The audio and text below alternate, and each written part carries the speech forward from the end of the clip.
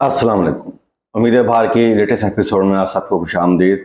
हमारे साथ आज गुफ्तगू में शरीक हैं फासिल साहब जी। फासिल वालेकुम सलाम। जी, आज जो मौजूद सबसे पहले ज़ेर बहस आएगा उसमें है हमारे जो वज़ीर सियासतदान हैं, 50 साल का इनका तजर्बा है। तो इनको बेसिक जो ह्यूमन बींग के जो एक नॉर्म्स होते हैं, जो बेसिक अखलाकियात हैं, ये उससे नाबलद हैं। जी हाँ, बिल्कुल सही समझे आप। हम ख्वाजा आसिफ साहब की बात कर रहे हैं, जो उन्होंने कल असम्बली में रिमार्क्स दिए ख़वातीन के बारे में। ये आज पहली दफ़ा नहीं है। इन्होंने लास्ट टाइम शुरू किया था, जो PTI की साबिक पार्लियामेंटेरियन थी श्री मजारी के हवाले से रिमार्क्स दिए थे। ट्रैक्टर ट्राली उनको कहा था। वहाँ पे इनका किसी ने कोई काबिल फहम जवाब नहीं दिया, या उसका जो जितना उसका रिएक्शन आना चाहिए था, या जो उनको वहाँ पे उनकी खामोश करवाना चाहिए था वो नहीं करवाया गया। तो उनको देखे आगे दोबारा ये जिसारत करने की तौफीक हुई। तो मेरा यही आज इनसे सवाल है कि हमारे जो पार्लियामेंटेरियन है, इनको बेसिक अखलाकियात ही नहीं आई। उनको आज कूड़ा करकट कह रहे हैं। इनको जवाब, इनकी फिरौनियत और रौनियत ये आ कहाँ से रही है, और किसको कह रहे हैं कि इनको यहाँ से क्लीन करो? असल में मैं आपको थोड़ा सा वो करेक्ट करना चाहूँगा। ये बात ट्रैक्टर ट्रॉली से शुरू नहीं हुई, ये बात शुरू हुई थी पीली टैक्सी से।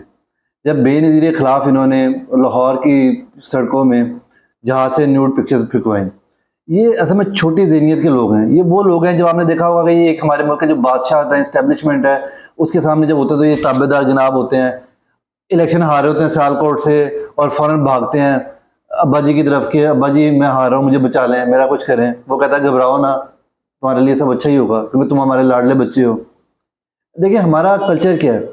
हमारा कल्चर ये है कि बेटियों के सामने, बहनों के सामने जो लोग यानी आम टॉक में गालम गलोच, हमारा पंजाबी कल्चर है, कोई गाली गुली दे देते हैं तो वो एहतियात करते हैं।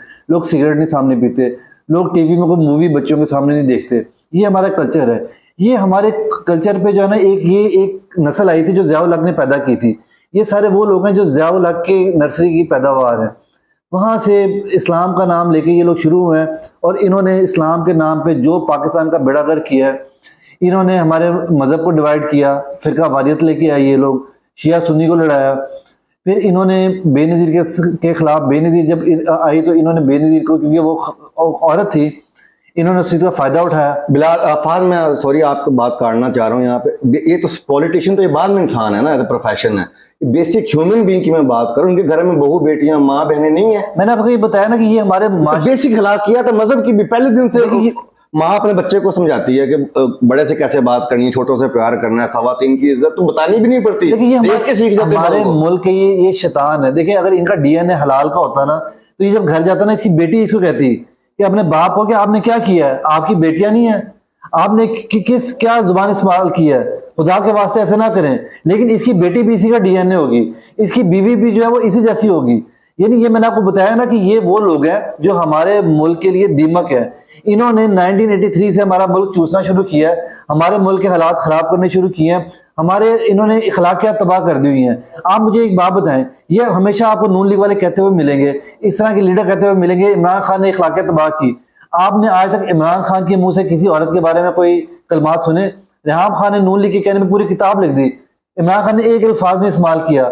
मरियम नवाज के जातियात पे इमरान खान ने, देखिए बहुत कुछ कहने को है ना, नून लीग की जब बात आती है तो कहने को तो बहुत कुछ होता है। इमरान खान ने कोई लफ्ज इस्तेमाल किया बेनज़ीर के खिलाफ? आज तक कोई लफ्ज इस्तेमाल किया? कभी किसी की जातियात पे गया? करप्शन में हमेशा बात की। ये वो लोग हैं कि जो खुद करते हैं और मुनाफिकत। देखिए ये मुनाफिक, देखिए असल में बदकिस्मती क्या है, इन्होंने, ये खुद तो गंदा DNA था, इन्होंने एक नस्ल भी 83 में तैयार कर दी। अगर आपको वो आप देखें ना कुछ बाबों को, आप हर कोई अपने खानदान में देख ले, आपको जो भी करप्ट बंदा नजर आएगा, जो भी ज़हनी बीमार बंदा नजर आएगा, वो नून लीग का सपोर्टर होगा। वो क्यों होगा सपोर्टर? क्योंकि ये तैयार किए हुए इन लोगों ने 83 से, ये लोग तैयार कर रहे हैं, उनकी तरबियत करते हुए आ रहे हैं। नवाज शरीफ जैसे लोग 83 से उन लोगों की तरबियत करते आ रहे हैं, और उनकी ब्रेन वॉशिंग हो रही है, उनके अंदर इंसानियत खत्म हो रही है। देखिए ना अखलाकियात इजाज़त देती है, ना हमारा मजहब इजाज़त देता है। देखिए हमारे मजहब में हमारे नबी सल्लल्लाहु अलैहि वसल्लम, जब हज़रत फातिमा की बारी आती थी, हज़रत खदीजा की, हज़रत आमना जो उनकी वालदा थी, हज़रत आयशा की बारी आती थी, तो आप देखेंगे उनका क्या मतलब है, क्या क्या मुकाम दिया गया है, और कैसे रिस्पेक्ट देते थे वो, कि जब वो नबी सल्लम खड़े हो जाते थे उनके लिए। तो यहाँ पे क्या हो रहा है, ये भूल जाते हैं। और फिर आप देखें एक चोरी ऊपर से सीना जोरी। इसने बकवास की ख्वाजा आसिफ ने, उसका जवाब एक डॉक्टर। देखिए इनका क्या मुकाबला एक डॉक्टर से जो हमारे मास्टर की पढ़ी लिखी यानी खत्म होना, उससे ऊपर कुछ नहीं है, मेडिकल साइंस से ऊपर कुछ नहीं है। हमारा जो मास्टर में जो सबसे पढ़ा लिखा तबका होता है वो मेडिकल में जाता है, उसका इसने क्लिनिक बंद करा दिया। देखे ना, ये कितने इंतहाई अफसोस की बात है। एक डॉक्टर, प्रोफेशनल डॉक्टर है, जिसने आपको जवाब देने की कोशिश की है, ये तो बिल्कुल बिलो दी बेल्ट है ना। यानी कि आप उसका जवाब नहीं दे सकते, या आप में इतनी अखलाकी जुर्रत नहीं है कि तो आपने पहले गलत हरकत की, फिर ऊपर चोरी, ऊपर सीना चोरी, उसका क्लिनिक बंद करा दिया है। ये कौन सी इंसाफ है, ये कौन सी इंसानियत है, ये इसका माशरे में कैसे तदारक होगा, इसका हल क्या है? सोल्यूशन बताए ना, ये जो प्रॉब्लम है इसको कौन हल करेगा? और किसको कह रहे हैं, दावत किसको दे रहे हैं कि इनको साफ किया जाए, कि इनको यहाँ से क्लीन करने की जरूरत है? यानी असेंबली में बैठे लोगों ने उनको वोट दिए हुए हैं। देखिए कचरा जो है वो क्या कह रहा है, अल्फाज इस्तेमाल करके कचरा रह गया, इसको भी साफ होना पड़ेगा। यानी आपने ये देखा कि इंतहा है और फिरौनियत सोच है ना। देखिए मैं आपको बताऊं, 9 मई से पहले आपने देखा होगा ख्वाजा आसिफ एक प्रोग्राम में बैठा हुआ था, हामिद मीर का शायद प्रोग्राम था। इसने उसमें कहा कि जी, उसने कहा जी आपको बंदोबस्त करना पड़ेगा। इसने कहा बेफिक्र है, हमने बंदोबस्त कर लिया है। उसके बाद 9 मई हुआ। ये इतने, मैंने आपको कहना, छोटे ज़हन के लोग हैं। जब ये अपने से ऊपर के पास आते हैं उधर ताबेदार इनकी, ये देखे ताबेदार जनाब अली झुक के खड़े होते हैं, सीना ऊपर करके भी नहीं खड़े होते। और जब औरतों खवातीन की बारी आती है तो वहां ये दलेर बन जाते हैं। ये देखिए ये सिस्टम खत्म हो चुका हुआ है। ये कोई 2000 साल पहले, 1400 साल पहले, 1500 साल पहले ये होता था। ये पूरी दुनिया में खत्म हो गया हुआ है। पूरी दुनिया में ये गुलामाना सोच खत्म हो गई है। बदकिस्मती से नवाज शरीफ जैसे जो है हमारे मुल्क के अंदर लोग बचे हुए हैं। अपनी बेटी को देखें, ये कहते थे औरत की हुक्मरानी, ये बेनजीर को इन्होंने उसको रुलाया, उसको इन्होंने जेलों में भिजवाया, वो बच्चे उठा के अपनी जेलों में गई। उसके बाद अब अपनी बेटी ले आया। अल्लाह ने इंतकाम लेना होता है ना। अब आप देखेंगे इसकी बेटी जो है उसके बारे में लोग क्या क्या अल्फाज इस्तेमाल करते हैं। और आप देखेंगे उसकी बेटी का यानी जरदारी को करते थे, चलो सही करते थे। नून लीग जब जरदारी को क्रिटिसिज्म करती थी तो एक गंदी कालक थी बेनजीर के ऊपर, लेकिन जरदारी जैसा बंदा फिर इसकी बेटी को भी मिला, कैप्टन सफदर, वो भी कालक है। इसकी बेटी भी अब आप देखें, बेनजीर जरदारी के साथ आना पसंद नहीं करती थी, इसकी बेटी अपने शौहर के साथ रहना पसंद नहीं करती। आपको मरियम नवाज नजर आती है उसके साथ? अगर वो होती भी है तो कैप्टन सफदर वो पीछे कहीं खड़ा होता है, वो भी गार्ड से धक्का दे रहे होते हैं। तो ये कुदरत का निजाम है। तो आज ये इसी से सीखें। अब जो आप कर रहे हैं ये आपका आखिरी टाइम नहीं है। तो देखें ना, दूसरी तरह ये तो इनकी जुबानी कलामी मामला तो फायरिंग होगी, और जो इनका ज़हन जो डिपिक्ट करता है कि इनकी सोच के स्नोयत किया है, ये तो खुले आम असेंबली में खड़े होकर बयान दे रहे हैं, तो पसे पर्दा इनकी क्या सोच होगी? ये तो इससे ये जाहिर होता है। दूसरा इनकी पॉलिसीज देखें, हेल्थ कार्ड एक बंदा बना के गया, उसकी सोच थी कि एक बंदा जो अपने रनिंग सर्कल में हैंड टू माउथ, बेशक अच्छा मतलब अगर खाना पीना घर में कर भी रहा है तो महंगा इलाज है, घर से नहीं करा सकता, उसको मकरूज हो जाता है, लोगों से मांगने पड़ते हैं और परेशानी होती है इलाज के लिए। तो वो उन्होंने हेल्थ कार्ड में जो हार्ट की डिजीज है उसको उन्होंने बंद कर दिया। ये आप देखें बड़ा आपने इनकी जो सोच है उनकी पॉलिसीज में भी रिफ्लेक्ट कर रही है। ये बड़ा पेनफुल है। मैं आपको अपना अपना बताता हूँ। मेरी एक फैमिली में एक जानने वाले हैं जो फाइनेंशियली, देखिए आज का तो एक मिडिल क्लास बंदा भी जो है वो आप कह लेंगे फाइनेंशियली स्टेबल नहीं है। तो उनकी वालदा का जो है वो डॉक्टर ने कहा कि जी आपकी ईसीजी ठीक नहीं आ रही, तो आपको जो है ना एंजियो करानी पड़ेगी। तो मैंने उसको कहा कि यार आप जाके हेल्थ कार्ड में करवा लो, क्योंकि थोड़े दिन पहले 3-4 महीने पहले मेरे एक जानने वाले अजीज का जो है वो हेल्थ कार्ड पे हुआ था। उसने जाके पता किया, उसने कहा जी हेल्थ कार्ड नहीं चल रहा। मैंने कहा यार ऐसे कैसे हो सकता है, ये नहीं हो सकता। फिर मैंने खुद बैरिया हॉस्पिटल, एक लाहौर में हॉस्पिटल है, मैंने उन्हें कॉल की और मैंने उन्हें पूछा जी एंजियो करवानी है। उन्होंने कहा जी हार्ट के डिजीज के लिए हेल्थ कार्ड हमने बंद कर दिया होगा। आप देखें एक फैमिली जिनके ऊपर पहले उनको ये क़यामत टूट पड़ी है कि जी उनकी वालदा को जो है वो जब हार्ट का मसला आता है तो लोग वैसे ही डर जाते हैं, क्योंकि ये चीज़ ही ऐसी है जो आपका कह लें कि लाइफ एट स्टेक होती है आपकी, अगर आप इसको ठीक नहीं करते। बुखार तो है नहीं, आपने नहीं भी दवाई ली तो चले 2 दिन नहीं तो 5 दिन बाद ठीक हो जाएगा। अब उनके पास पैसे ही नहीं है कराने के लिए। अब वो अपने खानदान में एक लोगों से यानी एहसान लेंगे, वो एक तो वो पहले तकलीफ में है, फिर उसके बाद वो झुकेंगे। ये किस तरीके के लोग हैं? तो फिर मुझे मरियम नवाज की वो कॉल ऑडियो लीक याद आ गई जो ये शहबाज शरीफ से कह रही थी। ये वहां पे बकवास कर रही थी, ये कह रही थी कि इमरान खान की क्रेडिट पे हेल्थ कार्ड जो है ना वो बड़ा एक जबरदस्त उसका क्रेडिट है, तो आप इसको बंद करें ताकि लोग इसके जो है ना वो हो।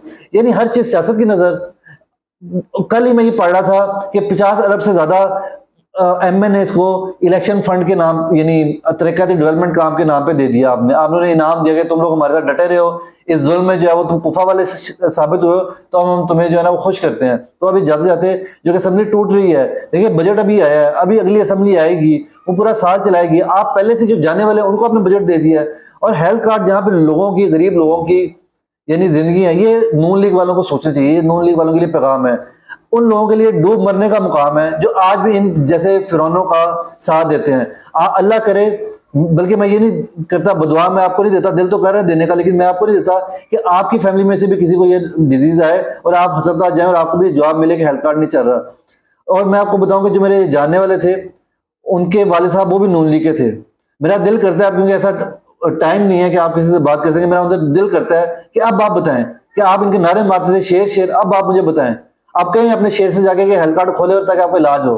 क्योंकि जो असली शेर था उसने तो गरीबों का सोचा था, उसने पॉलिटिक्स का नहीं सोचा था, उसने गरीबों का सोचा था। शायद वही गरीबों का, जो कहते हैं ना कि गरीबों का कोई नहीं होता ऊपर, उनके ऊपर से खुदा होता है, वो खुदा ने इसलिए उसको इज्जत दी है कि वो यूं नीचे जा रहा था, आज वो इधर ऊपर पहुंच गया होगा कि उस तक कोई पहुंचने के काबिल नहीं है। ये उसकी अब जूती भी नहीं है। ये कहते हैं कि हम सफाया कर देंगे। सफाया तो करती है अल्लाह की जात, आप कैसे सफाया कर सकते हैं? वो सफाया करने के लिए आपको पाकिस्तान पे एटम बम फेंकना पड़ेगा, बल्कि पाकिस्तान में नहीं पूरी दुनिया में फेंकना पड़ेगा, ताकि जितने मुसलमान हैं ओवरसीज पाकिस्तानी वो भी मर जाएं। तो फिर आप इमरान खान का सफाया करने में कामयाब होंगे, वरना आपके पास और कोई तरीकाकार नहीं है। आप अगर बंदूक सामने रख के लोगों को जो है वो सर झुका लेंगे, गर्दनें काट देंगे और उससे लगेगा आपका कि आपका नारा लगेगा, तो आपने ये करके देख लिया है। मुझे बताएं कि जेल में मुझे इन्होंने बेचारे आम मोटरसाइकिल वाले और जो बेचारे जिनके घर का पहले खर्चा दिहाड़ीदार होते हैं और चलता है, इन्होंने उन्हें जेलों में डाला। चले खदीजा शाह जैसी, मैं उनको भी सलाम कहूंगा, जो बहादुर खतून, वो डटी हुई हैं। लेकिन जो इस तरह के लोग भी हैं जिनके घर का खर्चा नहीं चल रहा होगा, लेकिन ये उनकी वीडियो निकाल पाए, ये उन्हें वादा माफ गवाह बना पाए, वो डटे हुए ना, उनको सलाम करना चाहिए। उन्हें शहीद कर दिया, ये तो टॉर्चर दे रहे हैं ना, साइकोलॉजिकल भी और फिजिकल भी, उसके बावजूद तो डटे हुए हैं। तो आप नहीं हटा सकते, ये अल्लाह का निज़ाम है। आप ये जो आपके इस्टेब्लिशमेंट है ना, जो आपके साथ बाजवा जैसे लोग थे, ये अवाम को तो डरा सकते हैं, अवाम के साथ तो लड़ सकते हैं, अवाम को तो बंदूक से गिरा सकते हैं, लेकिन अल्लाह ताला का जो निज़ाम है ना, उसको अल्लाह से कोई नहीं लड़ सकता। अल्लाह सबसे बड़ा है। शायद आपने कलमा नहीं पढ़ा हुआ, दोबारा कलमा पढ़ें, और कलमा भी पढ़ें, उसका तर्जमा भी पढ़ें कि ला इलाहा इल्लल्लाह, अल्लाह के सिवा कोई खुदा नहीं है।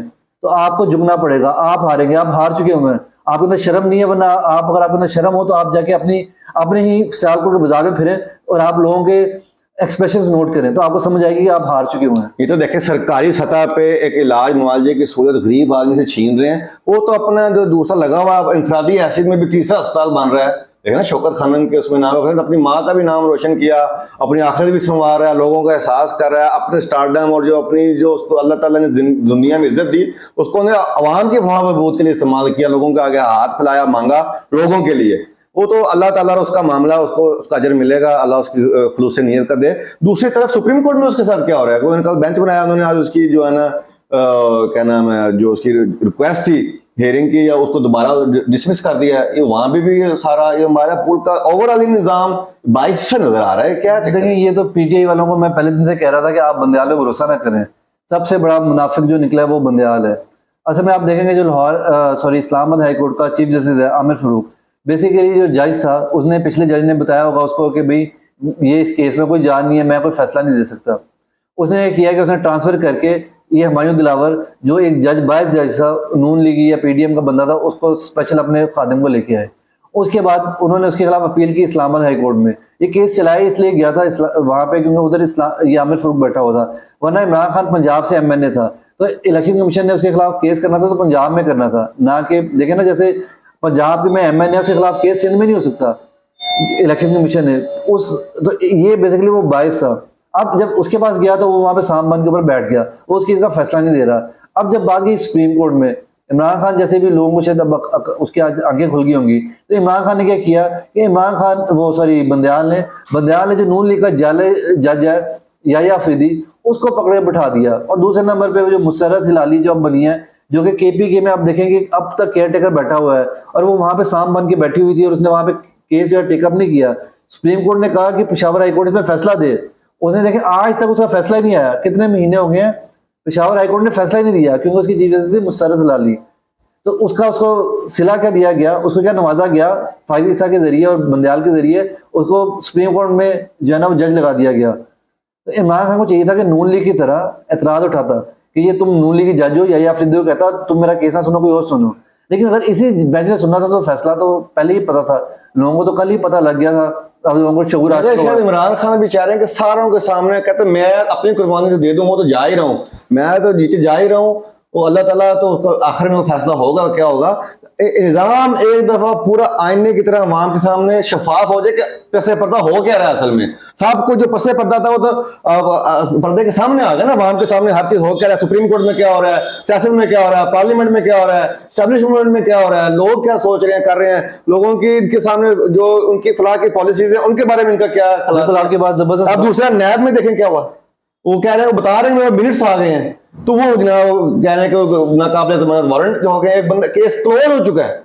देखिए आपने पहले बड़ी जबरदस्त बात की, इमरान खान तो इतना पॉलिटिकली जो है वो आपके लिए मैच्योर नहीं है, या उसको इतनी सेंस नहीं है पॉलिटिकली। ये अल्लाह ताला का शायद सो मोटो है कि जो सारा का सारा निज़ाम जो है ना एक्सपोज हो रहा है। अब कोई बंदा बचा ही नहीं है। आप देखें चपड़ासी से लेके चीफ जस्टिस तक और बाजवा तक, यानी कोई किसी किस्म का जो है ना वो कोई बंदा नहीं बचा। और देखिए ये बड़ी तकलीफ दे बात है। आप देखें जो आपने नैब की बात की, नैब में इमरान खान का तोशा खाना जो मलिक रियाज वाला केस था, नैब उसको पहले ही बंद कर चुकी हुई थी। अगर बंद केस दोबारा खोलना हो तो अदालत के जरिए खुलता है, नैब ने उसके बगैर ही वो केस खोल दिया। लेकिन उसके अंदर सबसे जो बड़ी मेरे लिए तकलीफ से बात है ना वो ये है कि देखें पंजाब पुलिस को हमेशा से हम क्रिटिसाइज करते हैं, हम कहते हैं ये रिश्वत लेती है, ये 2 नंबर है, ये जुल्म करती है, जो कि सही बात है। उसका एक रिटायर्ड बंदा आफ्ताब सुल्तान, उसने ये केस खोलने से इनकार कर दिया, वो डट गया, उसने नौकरी छोड़ी और वो घर चले गया बाइज्जत तौर पे प्रेशर बर्दाश्त नहीं कर सका, लेकिन छोड़ के घर चले गया। एक जो हमारी मुकद्दस वर्दी है जिसके ऊपर लहू लगता है और जिसके आप कह लें कि सदके में हमारा मुल्क जो है वो बचा हुआ है, वो वर्दी पहना हुआ बंदा जो कि साहब का जर्नैल है, अब वो यह कि हरकतें कर रहा है। देखिए इससे हमारा मुल्क कमजोर हो रहा है, इससे हमारा अदारा कमजोर हो रहा है। आपने ये काम करना है तो आप राजा रियाज जैसा किसी कोई बंदा बिठा के, वहां पे ख्वाजा आसिफ जैसा बंदा बिठा के उसके जरिए काम कर लें, लोगों में नफरतें ना बिठाएं। आप अगर वर्दी वाला बंदा वहां पे बैठ के ये फैसले करेगा और फैसले देगा तो आप ये यकीन माने कि एक अभी की नस्ल नहीं, जो आने वाली नस्ल है वो भी हमारी इस मुकद्दस वर्दी से नफरत करेगी, जो कि नहीं होनी चाहिए। जो आर्मी चीफ आसिम मुनीर ने बयान दिया कि अवाम और फौज ये इसको कोई दूर नहीं कर सकता, बिल्कुल इसको कोई दूर नहीं कर सकता और दूर होना भी नहीं चाहिए। अगर ये दूर हो गए तो मुल्क ही नहीं बचता। मुल्क की बुनियाद देखिए, जो मुल्क का पिलर है ना वो ये अवाम है और ये फौज है। 1965 में हमने देखा कि अवाम और फौज ने मिलकर, जब हम कमजोर थे, एक ताकतवर ने हमें हमला कर दिया, तो अवाम की ताकत से और फौज की ताकत से हमने जो है वो शिकस्त दी, हमने वहां पे बॉर्डर पे रोक लिया। लोग और फौजी ईमान की कुव्वत में अब बम मान के जो है वो टैंकों में नीचे लेट गए। नहीं, अवाम अपने घरों में बेलचे चाकू लेके बॉर्डर लेके पहुंच गए और एक जज्बा पैदा हुआ। फनकार नूरजहां जैसे ने जो है वो यानी लहू गरमाया। अब आप अगर इस तरह की हरकत करेंगे कि आप ऊपर लाके बिठा देंगे एक वर्दी वाला बंदा और वो ये हरकतें करेगा, आप और भी दुनिया में बहुत, पाकिस्तान में बहुत लोग हैं, आपको कमी नहीं है। मैंने कहा ना, एक ज़ियाउल हक के जो है बच्चे जो थे ना वो इलेक्शन कमीशन का चेयरमैन भी तो है ना आपके पास, बिल्कुल वो इलेक्शन चीफ भी है आपके पास। तो ज़ियाउल हक के जो बच्चे थे ना वो अभी भी 15-20% अवाम है, तो आप उनमें से कोई बंदा लाके लगा लें, लेकिन प्लीज इस वर्दी को जो है ना इसको बदनाम ना करें। ये खुदा का वास्ता है, अगर अवाम और इसमें नफरत होगी तो हमारे मुल्क में तो देखिए, हमारे मुल्क में तो पहले कुछ नहीं बचा। आप डॉलर देख लें, आप इन्फ्लेशन देख लें, सारा कुछ देख लें और मायूसी इंतहा पे है। अगर आपने ये चीज़ भी अलहदा कर दी और आपने इसके दरमियान भी डिवीजन क्रिएट कर दी तो यकीन माने दुश्मन को हमला करने की भी जरूरत नहीं पड़ेगी। तो खुदा का वास्ता है कुछ समझे। जी नाज़रीन, आपने हमारी गुफ्तगू समाअत फरमाई। अपने कमेंट्स का, अपनी राय का इजहार कीजिए कमेंट्स के जरिए और हमें दीजिए इजाज़त। अल्लाह हम सबका हामी और नासिर हो। अल्लाह निगहबान।